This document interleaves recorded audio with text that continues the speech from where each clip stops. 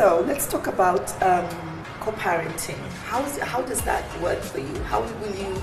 I know that you were raised by a stepdad, so you were already aware of the whole blended family, which is becoming a lot more rampant, common now. So you're aware of that. And how does that look like for you when you think about the fact that your son also has other siblings from other women in Diamond's life? How does that look like for you? And will you give him access to his son and things like that? Okay, in terms of co-parenting between me and him, it's something I'd like to keep a little bit private for now because it's still something in the works. But in terms of his other siblings, I do eventually want him to grow up knowing his brothers and sister, you know. So yes, I do definitely see myself getting in touch with their mothers eventually when I'm ready. And have my child and have their siblings all grow up together, or at least know of one another, you know, because I feel like that's important, because they might grow up hating us mothers too for keeping them away from their own brothers and sister, you know. So I'm here thinking about my son, nothing else, strictly thinking about my son and what's best for him. And eventually, yes, that's something I do that I would want to happen from my end. Next relationship, I know it's too premature to talk about it now. I mean, you've got so much. Oh, no more relationships. No more relationships for now. Definitely for a while, maybe 2-3 years, who knows, longer. For now, I'm married to my grind, basically, and my So let's talk about your grind. You just said you're married to your grind. What can we expect from Tanasha past April 2020 going forward? I expect a lot of things. I've been so blessed, really blessed to be working with big names in the African industry and even internationally. And surprisingly, I've approached some of them, but a lot of them have been approaching me. I'm doing something in the works with a big South American artist, with a big Nigerian artist that we all know as well. 2 of them actually, 2 big Nigerian artists and a big dancehall queen. So I'm really blessed in terms of collaborations. Expect also 2 big solos from me this year, because people want to see a solo. They're like, we're tired of these collaborations, we want to see you. So expect that as well. It's unfortunate because I was meant to shoot a music video right when this corona pandemic started happening. So now I've had to put that on pending. I'm still trying to figure out if I should release a lyric video or a visualizer, or how I'm gonna come out with this project. My team and I are still trying to proper strategize on how to come up with that, because people think making music is heading to the studio, recording and releasing it. No, there's a whole lot that goes behind it. You have to strategize, you have to make sure it hits. You can't just release something for the sake of it. And a lot of my fans are really like, yo, you always keep us waiting, we're so tired of this, this and this and that. And I'm like, guys, you can never rush art, you know. So Tanasha, tell us, do you write all your music? I do. I write. It's a collaborative effort at times. Let's say I need a Swahili word or a Swahili phrase, or I do need a certain word to fill in this phrase. So it's definitely a collaborative effort, but I'd say 85 to 90% of my music is all written by me. So what's the creative process? At what point are you most creative and what inspires you? I would say what's around me inspires me. What I see, what's happening in the world today, and my story. My story also inspires me. My pain inspires me. I turn my pain into anger, and I turn that anger into motivation. So it somehow inspires me as well.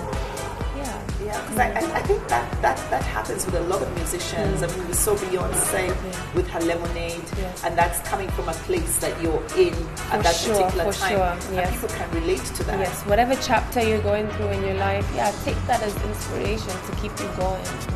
There's been a lot of criticism about Kenyan music in terms of its authenticity.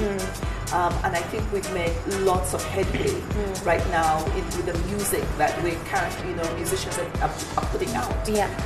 But can you speak about that? Is that something that you feel is there? And how do we go about making music that is distinctly Kenyan and authentic? I feel like I've been having this conversation with several people in the industry, and I feel like we're finally coming in the right times in terms of authenticity.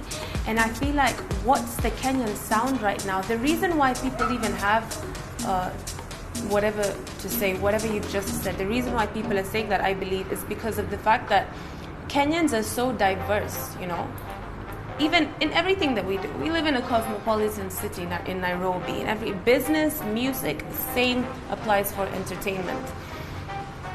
We are diverse. You'll hear the calligraphs, you'll hear the Sauti Souls, and you'll hear the Gengetone kids doing their thing, and you'll hear me coming and doing my thing. So that diversity is what's the Kenyan sound now. We don't need a specific sound. We can give it all to you. We can bring it all on the table. Oh, trust me, starting from this 2020, watch the Kenyan music industry go up. It's going to shoot to the sky. I don't even think they're going to see it coming, because this is our time now. People are starting to recognize Kenya now. People know the Kenyan sound now, and we're just kickstarting. So Tanasha, talk to us about young women in the music industry, because you're really big right now. So how are you seeing, the role that you will play in terms of helping other young musicians, just also come up? I'm glad you brought up that question, because my team and I have been doing everything we possibly can to put on, especially women in the industry, because we're in a male-dominated industry. We've been in a male-dominated industry for quite some time now, and things are finally changing. Like I said earlier, we live in a conscious era. We live in a female era, like Castro likes to say, and now women no longer have to do the things they used to do back in the day. Sleep with a certain boss to get a certain deal, or to enter a certain record label or whatever. No, we no longer have to do that. Now it's all about what you have to offer, what you bring to the table. It's all about your potential, your character, and who you are as a person, most importantly. And I really want to touch on that. Who you are as a person. Your story is what's going to sell your music. Your story is what's going to sell your product. It's all about you. So bring that in your music, bring that in your craft, bring that out to people. People want to see you. Do you feel there was, maybe a year or so ago, there was all this talk of play Kenyan music? Do you feel that you're getting the adequate support from the media, from radio stations, from TV stations, from DJs? Do you feel that you're getting the adequate support, just to allow Kenyans to know your music and to get a chance to love it the way maybe they are obsessed with West African music or Western music? For sure. Yes. My answer is yes, because that Play KE music changed a lot, because now DJs are playing our songs. Now we're embracing our own. That's why I said watch the Kenyan industry and watch our pace. One thing they say, never teach a Kenyan something because they will take it and do it better than you. We are hardworking people. We are naturally hard workers, and our IQ. Did you know Nairobi is Africa's most intelligent city? As in, we are there, So now that we finally know the formula behind the industry, we're finally starting to learn how to brand ourselves, how to package ourselves, how to come out with these activations, how to be a public figure. It's always been a branding problem. But now that we finally, first step is realization. When you realize this was where the root of the problem was, it was a branding problem.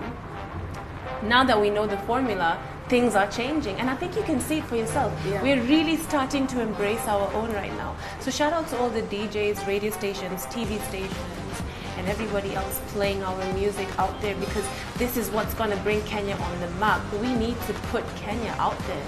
Yeah. Yes. Wonderful, Tanasha. Thank you so much for making the time to come and speak with us. Thank you. We've learned so much, and all the best, post-April, going forward with your music and with your own personal life. Thank you so much. I would hug you right now, but keep Social socially distance. distant. Yes. Thank you for having me, Carol. Thank you. Thank you. And so we've come to the end of our interview with Tanasha Dona. Make sure you listen to her music. As well, check out our Instagram and our Facebook. Follow us so that you will get to find out when we next have an exclusive interview such as the one we've had today. Stay safe, stay home, and until next time, God bless.